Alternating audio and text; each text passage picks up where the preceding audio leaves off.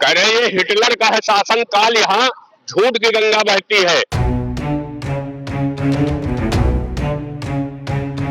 2-2 रुपया पोस्ट करने वाले नौकर जो थे उनके मुंह पर विराम लगेगा। आग के पीछे तेज हवा है, आगे मुकद्दर आपका है। उसके कत्ल पे मैं भी चुप था, मेरा नंबर अब आया, और मेरे कत्ल पे आप भी चुप है, अगला नंबर आपका है।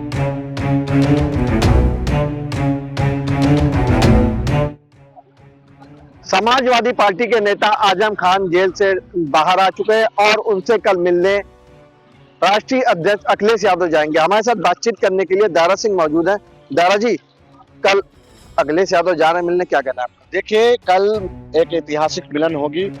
जो कुछ लोग भारतीय जनता पार्टी के 2-2 रुपया पोस्ट करने वाले नौकर जो थे उनके मुंह पर विराम लगेगा और पूरे प्रदेश को ये पता चलेगा कि जो हमारे गार्जियन हैं साहब आजम खान साहब और माननीय श्री अखिलेश यादव जी की जो मिलन होगी वो ऐतिहासिक होगी, और वो मिलन 27 में माननीय श्री अखिलेश यादव जी को गद्दी पे बैठाने के लिए होगी। हमारे साथ और भी मौजूद है। सर, कल समाजवादी पार्टी के अध्यक्ष अखिलेश यादव रामपुर जा रहे हैं जहां आजम खान से मुलाकात करेंगे, इस पर क्या कहना चाहेंगे आप? इतने समय बाद मुलाकात हो रही है। नहीं, देखिए, आपका बड़ा जिम्मेदार चैनल है, एक शेर से अपनी बात की शुरुआत करूंगा कि जलते घर को देखने वालों फूस का छप्पर आपका है। जलते घर को देखने वालों फूस का छप्पर आपका है। आग के पीछे तेज हवा है, आगे मुकद्दर आपका है। उसके कत्ल पे मैं भी चुप था, मेरा नंबर अब आया, और मेरे कत्ल पे आप भी चुप है, अगला नंबर आपका है। क्या आप चर्चा कर रहे हैं? समाजवादी पार्टी के राष्ट्रीय महासचिव मोहतरम आली जनाब मोहम्मद आजम खान साहब 23 माह के बाद जेल से रिहा हुए, और ये समाजवादी पार्टी के राष्ट्रीय अध्यक्ष मोहतरम अखिलेश यादव साहब कल उनसे मुलाकात करने के लिए जा रहे हैं। लेकिन उत्तर प्रदेश की योगी हुकूमत, जो उनका पहले से प्रोग्राम दिया गया था कि बरेली एयरपोर्ट पे उतरने के बाद में बाय रोड रामपुर जाएंगे, लेकिन उत्तर प्रदेश की हुकूमत ने जिस तरीके से वहां पर उन पर पाबंदियां लगाई हैं, ये कितनी भी पाबंदियां लगा दे, समाजवादी पार्टी के राष्ट्रीय अध्यक्ष मोहतरम अखिलेश यादव साहब कल मोहम्मद आजम खान साहब से मिलने रामपुर जा रहे हैं, वो जाएंगे। लेकिन जिन परिस्थितियों की चर्चा ये विरोधी मीडिया कर रही थी कि आजम खान साहब फला जगह चले जाएंगे, आजम खान साहब नाराज हैं। आजम खान साहब समाजवादी पार्टी के फाउंडर मेंबर थे, हैं, और जब तक दुनिया में वो है तब तक वो समाजवादी पार्टी का पल्ला छोड़ करके कहीं जाने वाले नहीं है। क्योंकि कई मीडिया चैनलों ने उनसे पूछा कि आप समाजवादी पार्टी से नाराज हैं, तो उन्होंने कहा, अखिलेश जी पर कहा, तो उन्होंने कहा जैसे वो नेताजी के बेटे हैं, मैं उतने ही मोहब्बत समाजवादी पार्टी के राष्ट्रीय अध्यक्ष मोहतरम अखिलेश यादव साहब से करते हैं। अच्छा, बरेली क्यों नहीं जाने दिए? बरेली में क्यों नहीं रुकने दे रहे? कह रहे ये हिटलर का है शासन काल, यहाँ झूठ की गंगा बहती है, जो भी यहाँ सच बोलेगा उसे जेल में डाला जाएगा।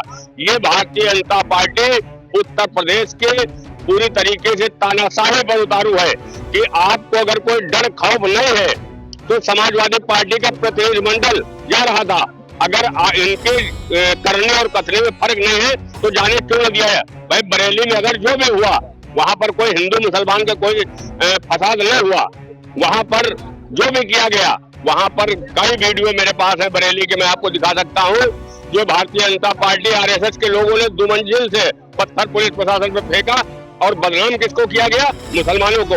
वहां पर जिस तरीके से उत्तर प्रदेश की हुकूमत पूरी तरीके से मुसलमानों के खिलाफ एक तरफा कार्रवाई कर रही है।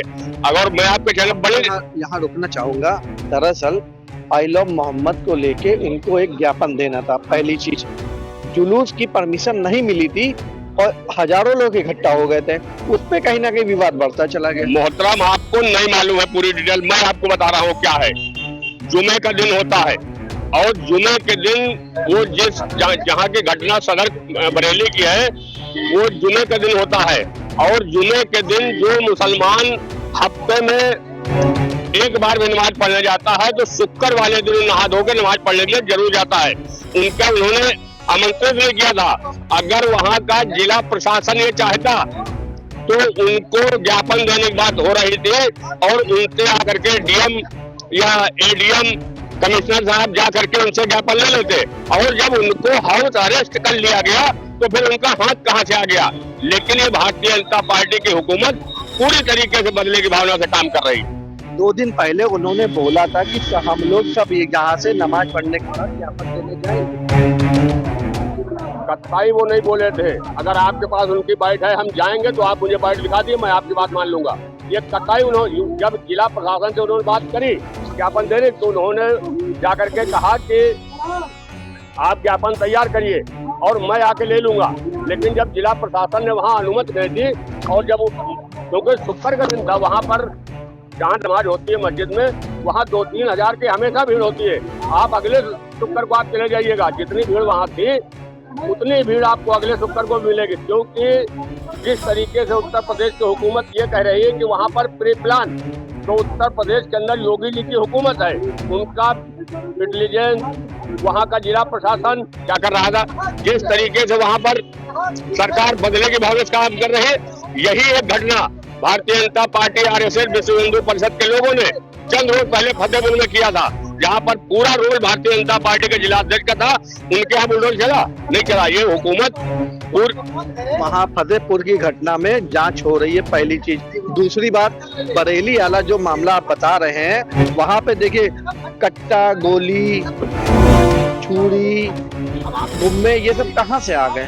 आपको बता दे, उनके हाथ में सत्ता है, तुम तिलका कर दो ताड़, जो जी चाहे आप दिखा सकते हो, क्योंकि शासन प्रशासन सब कुछ आपके हाथ में है।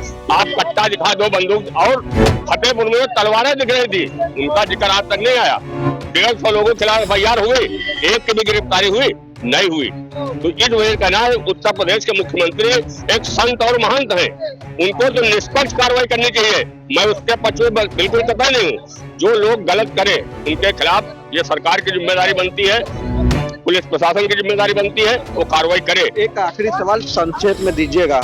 आई लव मोहम्मद बुरा नहीं है, आई लव राम बुरा नहीं है, आई लव गॉड बुरा नहीं है, लेकिन अगर जुलूस की परमिशन नहीं मिली थी तो आखिर क्यों निकले?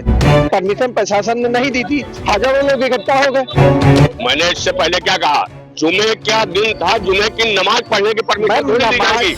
नमाज पढ़ने की परमिशन की बात ही नहीं हो रही, वहाँ इकट्ठा उतने लोग कलेक्टर तक जाना था, बात यह हो रही है। कत्ताई उतने लोगों ने जाना था, कत्ताई नहीं जाना था, क्योंकि जहाँ पर ज्ञापन की आप बात कर रहे हैं, तो ज्ञापन की अगर बात होती तो उनको 5 लोगों को 7 लोगों को बुला करके ज्ञापन ले लेते, और जब उनको हाउस अरेस्ट कर लिया गया तो फिर उन्हें जुलूस का क्या मामला हुआ? कोई मामला नहीं था। ये सब पूरी तरीके से जिस तरीके की बात की जा रही है, ये निहायत बात गलत है, और कार्रवाई जो हो रही है, तो कहीं पर भी लाइन आर्डर की आप बात करते हैं, आप जीरो टॉलरेंस की बात करते हैं, लेकिन आप उत्तर प्रदेश की हुकूमत पूरी तरीके से फेल है। आपको बताते चले, बात करी जाए तो समाजवादी पार्टी के राष्ट्रीय अध्यक्ष अखिलेश यादव कल रामपुर जा रहे हैं। हालांकि उनको बरेली में नहीं जाने की इजाजत मिली, ऐसी जानकारी सूत्रों द्वारा आ रही है।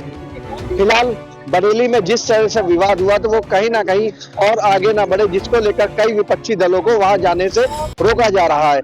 आज भी आम आदमी पार्टी के डेलीगेशन 16 लोगों का जाना था, लेकिन उनको जाने की इजाजत नहीं मिली। लखनऊ से तहलका इंडिया के लिए निखिल सोगी।